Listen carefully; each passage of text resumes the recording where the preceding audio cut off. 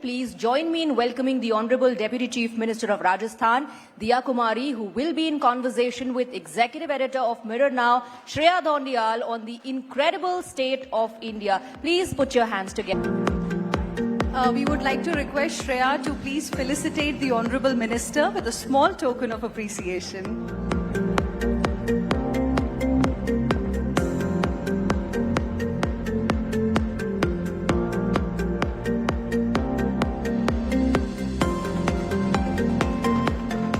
Over to you. Thank you, ladies. Diya ji, thank you so much for being with us here on the Times Now Summit. Welcome. Thank you so much. Such an honor to be here, part of the summit. Great honor. Thank you. You've been now an active politician for almost 11 years, touching 12. Can I ask you if interviews still make you nervous? I mean, you're used to, as a politician, addressing big crowds, but does this crowd make you nervous? I think it's the hugest crowd. Times Now network is so huge, and I think crores of people are going to be watching this. So yes, sometimes one does get little nervous. A little intimidated. But are you shy by nature? Is that temperamentally you, or have you, over a period of time, being in public life, realized or at least stepped out of your shell? I, as a child, was quite an introvert, and I was shy also. But I think with time and then being in public life, one has to, you have to talk about what you're doing, about the amazing work the government is doing, what our Honorable Prime Minister has been doing. So yes, I think slowly you come out of it. You're an army brat. Your father was in the army. Tell us how that was. We know, of course, that you come from the royal family of Jaipur. I want to ask you whether in public life, being a princess is a liability or it's an advantage, and what an army life did for you in terms of your grounding in politics. I think that was something which I really value a lot. My father was in the army, and he actually fought a war. He got a Mahavir Chakra because of that, 1971. And I learned so much from him. He was incredibly down to earth, very disciplined. Never used to be there before the host used to be there at a dinner. So I learned all that from him. Also, how to be, he was very, very humble. All of those things I learned, imbibed and learned when I was a child, and it has really been of use to me now.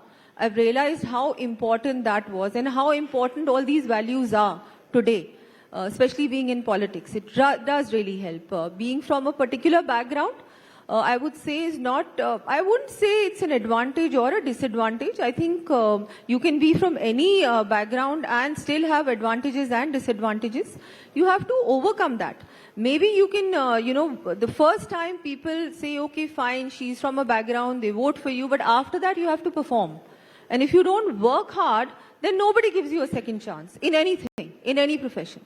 So I guess that's what it is. Then was it your grandmother, Maharani Gayatri Devi, who really was the consummate politician in your family? Was she then the role model? Because your father didn't seem to have enjoyed it too much. He did fight an election. Yes. No, my father was an army man throughout. So yes, but she was an incredible lady. She is an icon for Rajasthan and of course for all of us. And learned so much from her. She of course started the first girls' school in Rajasthan. That was a big step towards empowering women. Of course, she won the election. She fought in election. Then she won with a huge majority, the highest majority at that time. During the emergency, lot of problems. She went to jail. Saw that also, we were part of that. I was a very small child, but of course, seeing all that and then coming out of it stronger, she was a pillar of strength for the family and somebody we totally look up to. I would say every woman in Rajasthan today also, they all look up to what all she had done at that time. At that time, imagine, those times were very different. Today, we are living in a very different era. But your family must be incredibly proud of you. You're the Deputy Chief Minister of Rajasthan. Can I ask you how the last 1 year has been? Huge learning experience. I've cannot thank our Honorable Prime Minister and our Bharatiya Janata Party enough to have given me this opportunity. And of course, our Chief Minister is also very, very hardworking. It's a new team, but it's very, very, we are still, I think, being new, everybody's new, we are doing a lot of work. We are actually going, he also travels to all the different districts. We are all going. We are going and actually seeing what the problems are, what to do about it. A lot of new schemes have been announced in all our budgets. This is, in the recent budget also, we announced many new schemes for empowering all sectors. So doing all of that, learned a lot, still a lot more to learn. I think that you never stop learning. I think you should be open to learning from anybody, and that we do. But it's been wonderful.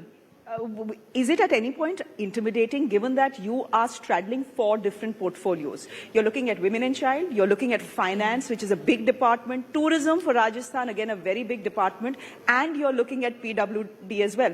So there are different departments. It's all new, right? Is it also a little intimidating? Oh my God, there is so much diversity in what I'm doing. No, not really. I think they're all interconnected. When you talk about tourism, PWD, women and child, I mean, it's all in the end, you have to, have the funds, the financial backing. You need to finance is something which is, I think, the backbone of any government. So it's a very important portfolio, and I'm very thankful that, of course, our leaders to have chosen me to handle finance. Yes, it was in the beginning a little intimidating, but now, of course, now I'm enjoying it thoroughly. And it's so nice because with finance, you can, there are so many wonderful things, the new initiatives that our government is doing. To be able to back that up, you have to have the finance. And where do you get the finance from? So it's all about thinking. So we do a lot of review meetings. We also go on the ground. We meet people from all different walks of life. So it's like a, it's a thing where our government is working with the people. We are not working on our own and not bothered about the people. It's an effort which is a joint effort.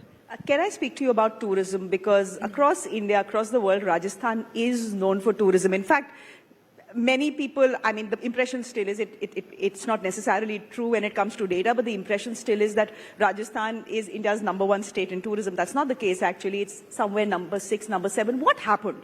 What do you think went wrong, given the fact that Rajasthan is everything? I mean, there are forts, there are museums, there are palaces, there's everything. What went wrong, and what are you, as Tourism Minister of Rajasthan, doing to fix that or, get that glory back, as it were? Yes, no, in the last 5 years, somehow or the other, the previous government just was not interested in promoting tourism. Even the funds allocated towards tourism was very less. So, now we are focused majorly. We really want to bring Rajasthan's glory back and make Rajasthan the #1 state, not just in the country, but a state where people from all over the world want to come to Rajasthan. So market it in such a way, position Rajasthan in such a way, it's very important. Most important, I think, is that. And what tourism is all about, I think it's an amalgamation of many, many things. So infrastructure, connectivity, then what all they want to do over there. So it's so many things. And Rajasthan has spiritual tourism. It has all the forts, monuments, the incredible history of our state. We now also, of course, we have all the wonderful sanctuaries that we have in Rajasthan. So wildlife tourism. We also are focusing now on rural tourism as well. So a lot of the villages that are near the cities, there are beautiful villages. I went to Devmali, which has got the best village in the country award from the government of India. That village is in Rajasthan, but no one knows about it. So recently I went there, we made little videos with the villagers, what all they do. There are still mud huts there. It looks like you've gone back into time. So look, if we promote something like that, we make people not just visit Jaipur or Jodhpur or Udaipur, but also visit these villages. So, and I went to another village recently near Badmer. That was again beautiful. So you see their life, you see what they do, you see their culture, you see their clothes, you see their craftsmanship. There's everything in those villages. But we need to talk about it. And we need to promote these places. So we are going to really focus a lot on that. So is that what happened, that all of Rajasthan's tourism got concentrated in a Jaipur, a Jodhpur, a Udaipur, maybe a Barmer and a Bikaner. Beyond that, we don't know where else to do and what else to do. Was that part of the problem? And what is the solution you're looking at, apart from border tourism that you're talking about, apart from rural tourism that you're talking about? Yes. No, I think, like I said, we need to firstly see the infrastructure, the good, the connectivity. People should be able to go to those places, stay over there. They should know what to do. So we are going to be making the infrastructure for it. Very, very thankful to our Honorable Prime Minister that he speaks about tourism. Whenever he visits any place, any state, he speaks about the tourism of that place, the culture of that place, the heritage of that the state. So I think we have all learned from that. I have learned from that. When he brought the French president to Jaipur, that made such a huge difference to the tourism of our state. And yes, so we see it's all about new places, new destinations. So we need to develop new destinations as well. Rajasthan, everyone goes there for getting married. So it's a huge wedding destination. People go there for, a lot of other things, for a holiday, for a getaway. But now we also want to do wellness tourism. That's another one, we don't have enough of that. Why not? We have almost everything. We've spoken about tribal circuit in our budget this time to promote a lot of areas which are untouched.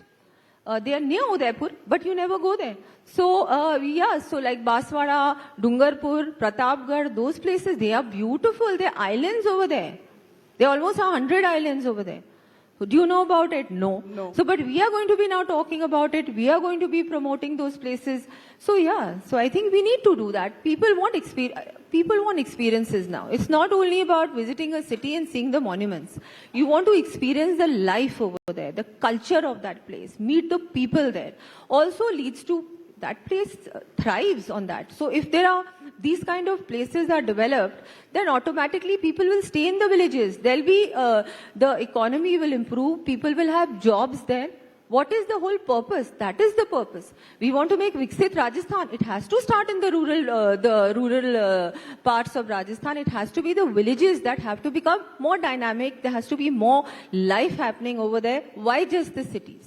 And you're also looking at what the Prime Minister calls the concert economy. I believe Diljit Dosanjh had a long chat with you. He was not very happy when he had toured some parts in India. I'll not name them. But he said, infrastructure simply doesn't exist here. It exists all over the world. It's plug and play. If I'm, performing in a place like Toronto or somewhere in America. In India, you have to think of every part of the logistic, and sometimes the venue just doesn't lend itself to the sort and to the scale of concerts that we want to organize. I believe there's something in the budget for that as well. Could you talk to us about that? Your conversation with Mr. Dosanjh. No. So, I totally agree. Our Honorable Prime Minister spoke about concert economy, and concert tourism is something we really want to build upon.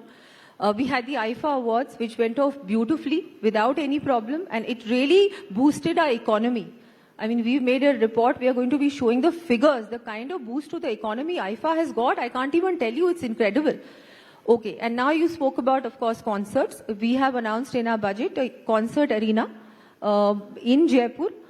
What I really would like is to make these concert arenas near all our cities, because people, why just Jaipur? It can be near Jodhpur. Wherever there's connectivity, good roads, good hotels, we should have a concert venue. Why not?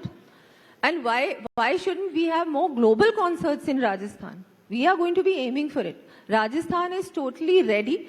We are going to be taking over the concert tourism area as well as all kinds of tourism in this country.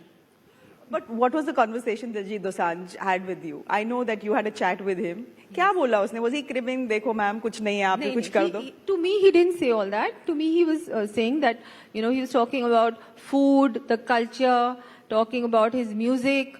So, yes, that's what he generally discussed. How was IIFA? You have just spoken about the fact that the investment you made for IIFA, the returns are huge, 100 times more. Yes. How did that come about, and what do you think worked? Is it just star power? That, you have these major film stars coming and Shah Rukh Khan saying, Padharo Hamare Desh, is that what worked? Or was it something else? Yes, it's everything altogether. Also, see, when you engage a celebrity for a celebrity endorsement, that costs crores of rupees. We got the best celebrities coming to Rajasthan and saying, Padharo Mare Desh. How can you get a Shah Rukh Khan or a Madhuri Dixit or a Katrina Kaif or a Kareena Kapoor, Shahid Kapoor talking and saying, come to Rajasthan on their social media, which has millions of followers, is big. I think on its own that would have cost us a lot of money. So we didn't do that. Of course, it was free. It came with IIFA. And of course, positioning Rajasthan as a major, concert venue where we can cater to these big events. And we got so many people coming from all over the world just to attend IIFA. So direct and indirect revenue is major. All the hotels were booked and they didn't just visit Jaipur. Then they went to Jodhpur, they went to Bikaner, they visited the whole state. And the handicraft shops, they got a huge boost. The restaurant industry, the taxi drivers, everyone got something out of IIFA. Does it help that the union tourism minister is also from Rajasthan? Yes, that's wonderful. We are so happy to have Shri Gajendra Singh Ji Shekhawat, the Union Minister for Tourism, Art and Culture, who is also from Jodhpur, from Rajasthan. It's of course a huge support. And you're the PWD minister as well. You've met Mr. Gadkari today. Yes. Has he been kind to you? Very kind. Has he already sanctioned? He's always, no. That, like you see, the vision of our Prime Minister is to, make good infrastructure, make good roads, airports, everything. It has to, because see, for tourism or anything, for our country to become Viksit Bharat, it's going to be an effort from every department, from every sector. Only then can we achieve that goal, but we will achieve it, I think, even before 2047. The way our Prime Minister is working so hard. Can I talk about the other department that you straddle, that's Women and Child Development? I've seen some pictures of you and videos of you that were going viral of you in an Anganwadi, supervising food, sitting with women, eating, etc. I believe there's something Rajasthan is doing that not many states in this country are doing. Yes. Ensuring that little children get milk? Yes. How did you manage that? How's that happening? No. We have announced milk. First it was 3 days a week. Now it's 5 days a week in this budget. I think it's so wonderful because malnutrition is a very big problem in many areas of Rajasthan. So if they get 5 days of milk, I think that will go a long way. We always, I'm looking at the kind of food, that portion that they are getting. That's why I go very often on surprise visits to Anganwadis to check the food, actually eat there, and I see the kids enjoying it. If they are enjoying it, then it's good. Because nutritionally, it's good food. But they also should like the taste. So that empowering our Anganwadi workers, they are so important. We've increased 10% of their remuneration this year. Making Adarsh Anganwadis, we have announced 2,000. We are going to be making more. We've tied up with Vedanta Foundation, where they have taken up many Anganwadis to improve the infrastructure there. So a lot of things like that. We, of course, Lakpati Didi scheme, we've increased the, now we said that we will have 20 lakh Lakpati Didis, which is a huge number, supporting them, supporting girl children. All these initiatives, I think, will go a long way.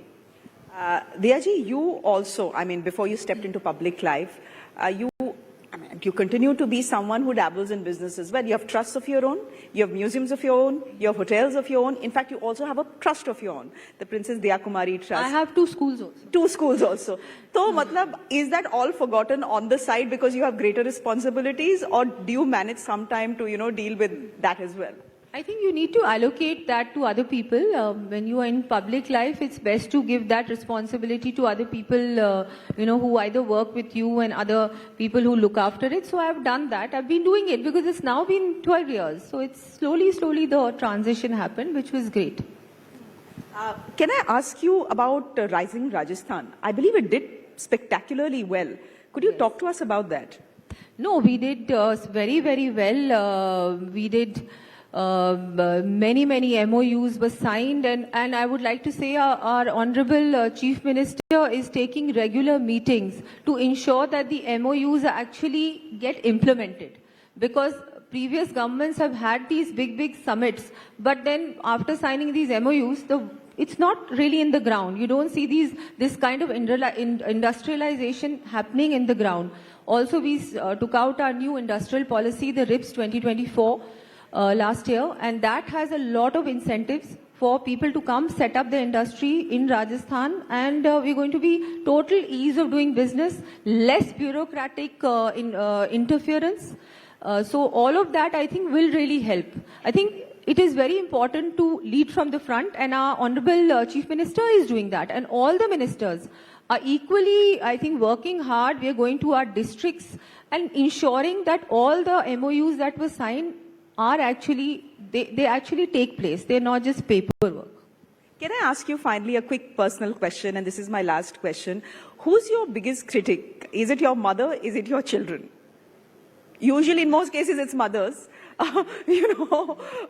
But in your So case? it's my, I would say it's my mother, which is great. I think you always need that grounding, somebody to ground you and bring you back to reality. And my mother has always been quite a strict mother, which is good because my father was very easy. He treated me like, he said, you are my son, daughter, everything. So, but my mother was always a little on the stricter side. And now also, if there's something she feels I should do differently, she ticks me off. I think it's so important to have somebody like that in your family, in your life. It's very, very important. जैसे डांट सबसे ज़्यादा किस पे पड़ती है? Like, what's something that upsets your mother the most about you? I think now, not really anything. Now it is about spending time with her. She really wants me to, why not? I mean, every parent would want that. And since you're working and always on the go, I don't really get time, I don't get enough time to spend with her. So that problem she has with me. So right now it is that what she's not very happy about. I hope you get to spend some time with your mother this weekend. Thank you so much, Diya ji, for coming here to the Times Now Summit. This has been such a lovely chat. Thank you. Thank you so much.